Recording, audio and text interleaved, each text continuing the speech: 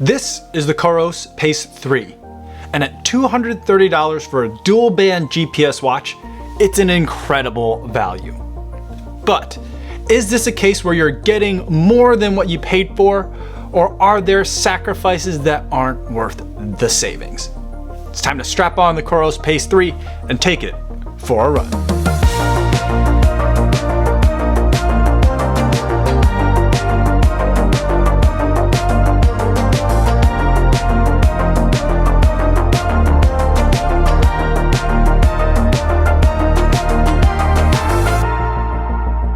Yo, what's going on everybody? My name is Kofuzi and I'm a non-elite runner who reviews running things here on YouTube. And today I'm going to tell you all about the Coros Pace 3 and I'm going to compare it to 3 of my favorite other watches to wear in the end of this video. But before I get to any of my thoughts on these watches, I do want to go over some disclosures. The Coros Pace 3 was sent to me as a loaner by Coros for the purpose of review. So after I'm done testing it, I'm going to be sending it back.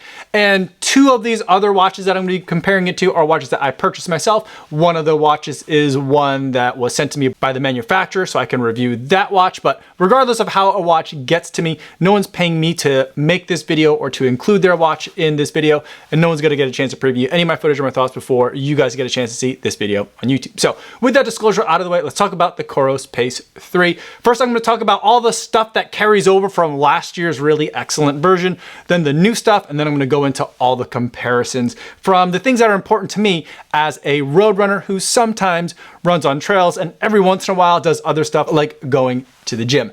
First, let's talk about the things that it still does really well that the Coros Pace 2 also did really well. This watch is super lightweight, has great battery life. There's breadcrumb navigation. It's very easy to set up a route, send it to the watch, and then use that to help you navigate whether you're exploring a new city or a new trail. There's a workout mode that is, again, really easy to be able to set up a workout and then send it to your watch. So that way it can execute the workout as you're going through it for you without you having to hit the lap button a whole bunch of times. There's a really excellent track mode that makes your watch super accurate when you're on a 400-meter oval. There's an altimeter that lets you know how much vertical gain you're getting on your trail runs. And then when you're done with the run, the training hub is fantastic and it's a great way to be able to slice and dice your data to figure out how well you are or maybe aren't doing after the run. Now let's get to the new stuff, the important upgrades that I think make this new watch really compelling.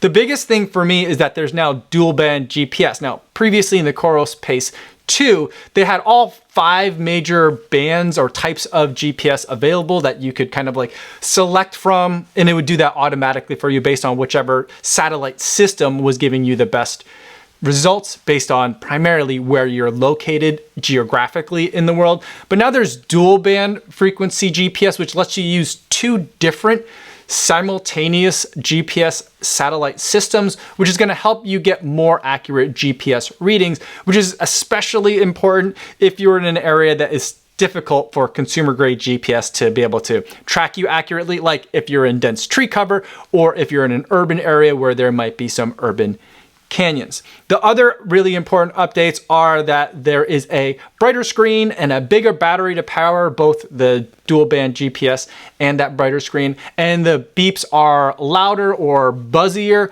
to make sure that you know when you need to start the next part of your workout or if you need to make a turn on your trail run.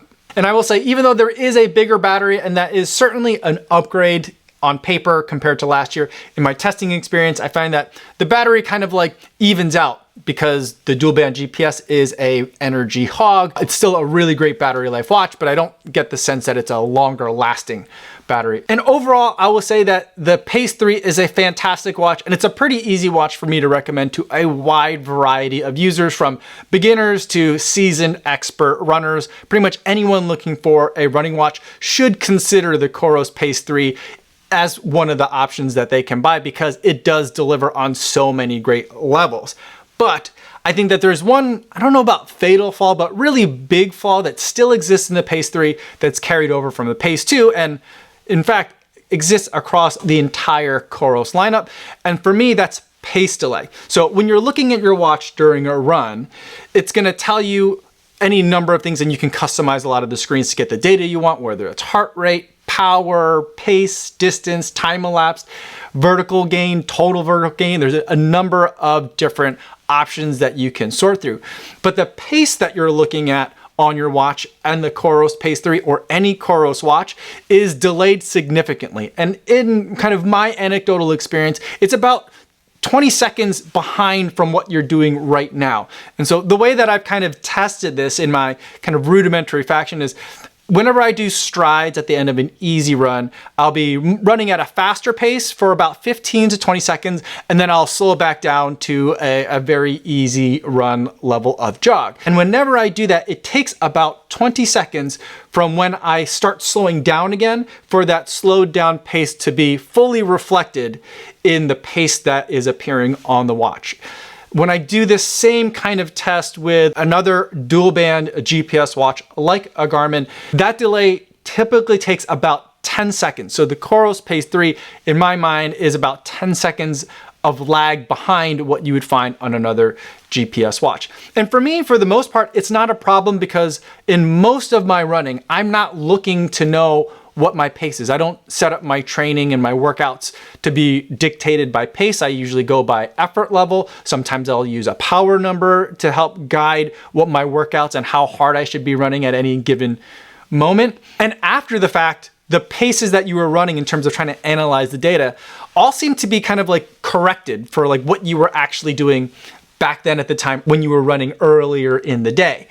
But at the moment when you're looking at that watch, there's a significant delay. And the only time for me that becomes a problem is when I'm racing. So that's kind of like something that exists across all of Coros watches. I don't know that it's a software setting because Coros' only way of addressing that is with a $100 add-on device. It's a foot pod whose primary purpose is designed to minimize that lag. The fact that the Coros Pace 3 requires that kind of extra device in order to give me the kind of accuracy I want during a race is a little bit frustrating. So that's kind of the overall gist of the Coros Pace 3 for me. Still has the pace lag problem, but otherwise a really fantastic, long-lasting watch that a lot of people are really going to enjoy. And now it's even more accurate with the dual band GPS. But it's a crowded marketplace and there's a lot of different ways that you can go when you're spending this kind of money for a running accessory. Now, I think the first thing to look at is the price of the Pace 3. It's $230 and it's an amazing value. It's gonna be really hard to beat, but the Coros Pace 2 still exists, and now they're not selling it anymore on the Coros website, but you can find it from some other third-party retailers. And the price that I'm seeing right now at the time of filming of this video is about $180. So for $50 less, if you live in an area like I live in the suburbs, and I don't always need that extra precision of the dual band GPS. And if I were looking to save a couple bucks and wanted to be under that $200 price point, the Coros Pace 2 is a really compelling option. But for me, for most people, I'm gonna recommend spend the extra money and get dual band GPS level of accuracy.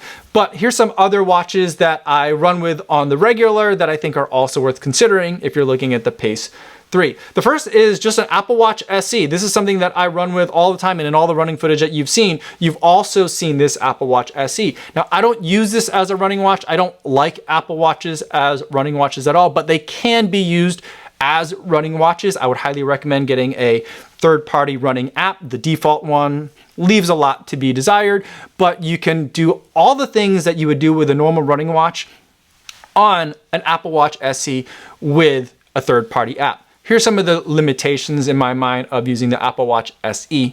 However, one, it's not a dual band GPS watch, so it's going to be a little bit less accurate if you tend to run in some difficult GPS conditions.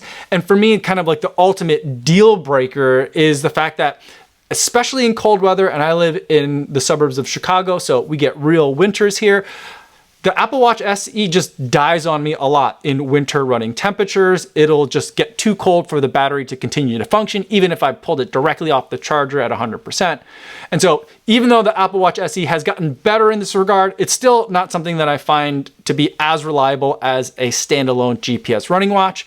And so if it's important for you to get the data about your runs, then I feel like the Apple Watch SE is not an ideal option if you live in a cold area. Plus, the battery life on this isn't huge. It can get you through most of your runs, but if you're ever doing runs that are, say, longer than about 4 hours, then you're really gonna be pushing it in terms of whether the battery is gonna be able to last long enough. Now, the reason why I still run with it every day is because I don't like to run with the phone, so I'm able to receive calls, send calls, and get texts and stuff like that in case of an emergency. Plus, I like to use it for streaming podcasts, audiobooks, and listening to music. So that's why I always have the two watches. The Apple Watch SE though comes in at the exact same price of the Coros Pace 3, $230. So if you're someone that kind of like does a little bit of running, but also are looking for a really great smartwatch, then the Apple Watch SE could be something that you might really prefer. And in that scenario, it'd be a better choice. Some other watches to look at if the Apple Watch SE isn't going to cut it for you, and those are these other two watches that I have here. One is going to be the Polar Pacer Pro. That comes in at an extra $100 over the Coros Pace 3, but what you're getting for that is another watch where I feel like the GPS is accurate, although the Pacer Pro is only a single band and not dual band GPS. But the thing that I absolutely love about Polar, and the reason why I keep coming back to them time and time again, is because the recovery metrics are really excellent. And basically when I'm saying like I'm looking for XYZ in terms of recovery metrics in any other watch, it's because Polar gives them to me and they're really reliable. Because of the fact though that it doesn't have the dual band GPS in the Polar Pacer Pro, I do feel like that extra $100 maybe is not quite worth the price. And the Coros Pace 3, I think, wins in that head-to-head. But here's where I think it gets a little bit more difficult, and that's with the Garmin 255 Music. This one has dual band GPS, so you're gonna get that higher level of accuracy in most situations. It's a bigger watch. It's got more buttons, which I love, more buttons on small screens that I might be using either when it's raining, when I'm soaking wet with sweat, or when it's freezing cold and I've got gloves on. The more buttons, the better. The Garmin 255 Music has the right amount of buttons. I have the Garmin 255 Music, and that comes in at $400, so that's almost double what the Pace 3 costs. If you need to save a couple of bucks, you can go to the non-music version, which I never use music on any of these GPS watches because they don't have streaming. That'll save you 50 bucks. So at $350, the Garmin 255 is the more expensive watch, but a watch that I'd rather have. But a lot of that is gonna come down to you and exactly how you're using the watch. So those are my thoughts on the Coros Pace 3 versus all these other watches. So if you have any other questions, feel free to put them in the comments down below. I tried to keep this video as concise as possible, so there might be a use case that's important to you that I've tested but just didn't talk about today. Let me know in the comments, or better yet, stop by the live stream that I do Monday through Friday over on the Kofuzi Run Club channel. I'd love to talk to you guys over there in the chat. That's all I have for today, everybody. Thanks so much for making it all the way to the end of this video. Hopefully you guys are staying safe out there on your runs, and I'll see you in the next one. Yo, what's going on?